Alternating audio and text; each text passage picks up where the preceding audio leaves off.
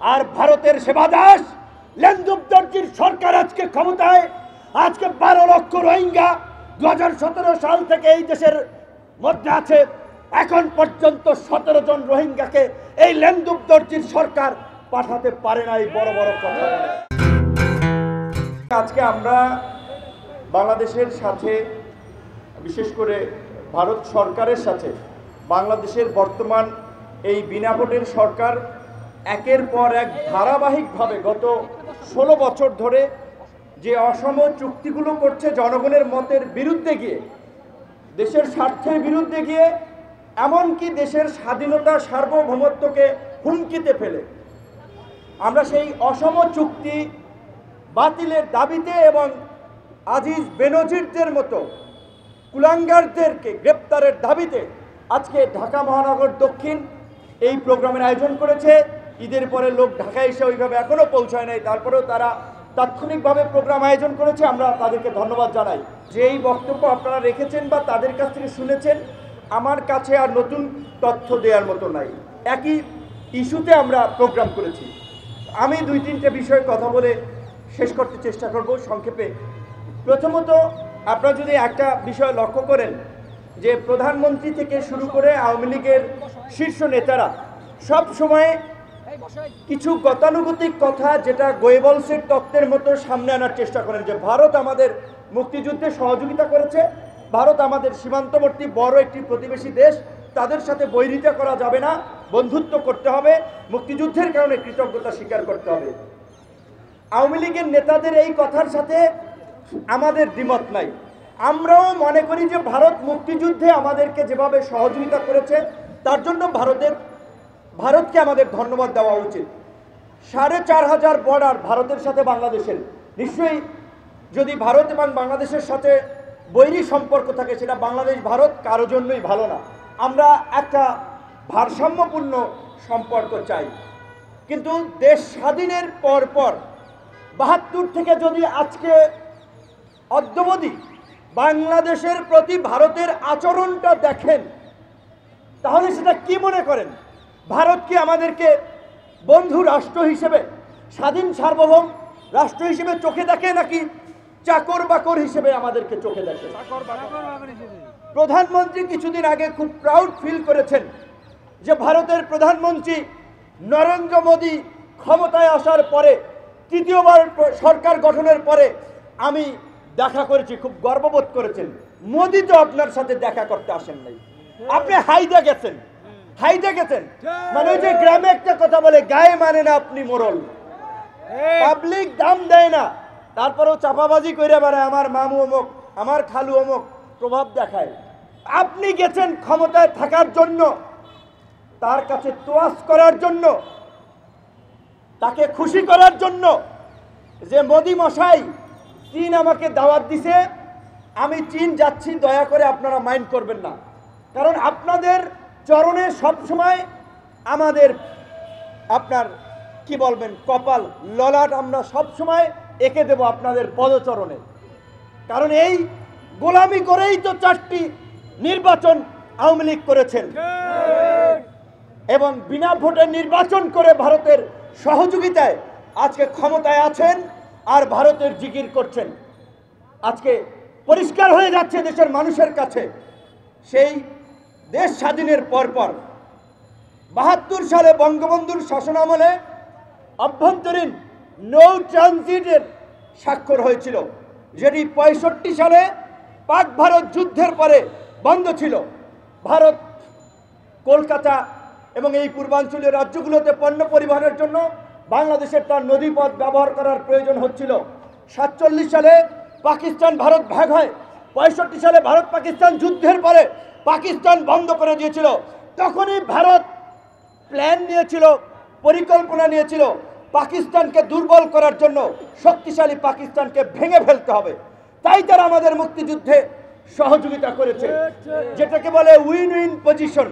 এমনি ভারত সহযোগিতা করে নাই। কাজী এত কৃতজ্ঞতা চিত্তে এত দালালি চাটুকারিতা করা বোধহয় ঠিক না এবং দুঃখজনক। প্রধানমন্ত্রীর জায়গা থেকে যখন এই কথা বলা হয়, সেটা আরো উদ্বেগজনক। সেই ৭২ থেকে শুরু হয়েছে। আওয়ামী লীগ ক্ষমতায় ছিল কবে? ৭৫ থেকে ৯৬ পর্যন্ত ২১ বছর আওয়ামী লীগ ক্ষমতায় ছিল না। বাংলাদেশের স্বাধীনতা সার্বভৌমত্ব ছিল, যেই কারণে এই জিয়াউর রহমান ৭৮ সালে যখন মিয়ানমার থেকে রোহিঙ্গারা দেশে এসেছিল, রোহিঙ্গাদেরকে হুমকি দিয়ে মিয়ানমারে পাঠাতে পেরেছিল। ১৯৯২ সালে বেগম খালেদা জিয়া প্রধানমন্ত্রী থাকা অবস্থায় আবার যখন রোহিঙ্গাদেরকে মিয়ানমার শয়তানি করে এখানে পাঠিয়েছিল, তখনও বাংলাদেশ রোহিঙ্গাদেরকে ফেরাতে সক্ষম হয়েছিল। আর ভারতের সেবাদাস লেন্দুব দর্জির সরকার আজকে ক্ষমতায়, আজকে ১২ লক্ষ রোহিঙ্গা ২০১৭ সাল থেকে এই দেশের মধ্যে আছে। এখন পর্যন্ত ১৭ জন রোহিঙ্গাকে এই লেন্দুব দর্জির সরকার পাঠাতে পারে নাই। বড় বড় কথা বলে। এমনকি এই রোহিঙ্গা নিয়ে যখন জাতিসংঘে আলোচনা হয়, প্রস্তাবনা আসে, বরাবর ভারত বাংলাদেশের বিরুদ্ধে এবং মিয়ানমারের পক্ষে অবস্থান নিয়েছে। এমনকি এই সরকারের আরেক যে কিস্তিওয়ালা বন্ধু, গ্রামে কিস্তি দেয় না, এই যে চীন যে টাকা দিতেছে, কিস্তিওয়ালা বন্ধু বাংলাদেশকে দখল করার জন্য আরেক দখলদার, আরেক সাম্রাজ্যবাদী আধিপত্যবাদী শক্তি ঋণ দিয়ে বাংলাদেশকে গ্রাস করার একটা পরিকল্পনা নিচ্ছে। এই চীনও কিন্তু জাতিসংঘে বাংলাদেশের পক্ষে দাঁড়ায় না। তো আপনাদের বন্ধুরা তো আপনাদেরকে পাত্তা দেয় না, আপনাদেরকে মূল্যায়ন করে না, তারপর আপনারা গোলামের মতো তাদের প্রতি কৃতজ্ঞতা স্বীকার করেন। সরকারকে বলতে চাই, আপনি প্রাউড ফিল করেন, অহংকার বোধ করেন। প্রকাশ্যে সেদিন সংবাদ সম্মেলনে খুব বলেছেন, আমি জাতির পিতার কন্যা, এই দেশে আর কেউ জাতির পিতা হতে পারবে না। জোর করে জাতির পিতার কন্যা হওয়া যায় না, জোর করে প্রধানমন্ত্রী হওয়া যায় না, জোর করে মানুষের সমর্থন নেওয়া যায় না। গায়ের জোরে আছেন, জাতির পিতার কন্যা হলে সাহস থাকলে নির্বাচন দিয়ে দেখেন, কেয়ারটেকারের অধীনে নির্বাচন দিয়ে দেখেন, সেই মুরদ নাই, বরঞ্চ ভয় আছে আপনার। আপনি জানেন আপনি রাষ্ট্র ক্ষমতাকে এবং আপনার জীবনের নিরাপত্তাকে একাকার করে ফেলেছেন। তাই আজকে ভারতের পা চেটে গোলামি করে দেশ বিক্রি করে আজকে আপনি ক্ষমতায় থাকার মোহে আজকে বিবর আছেন।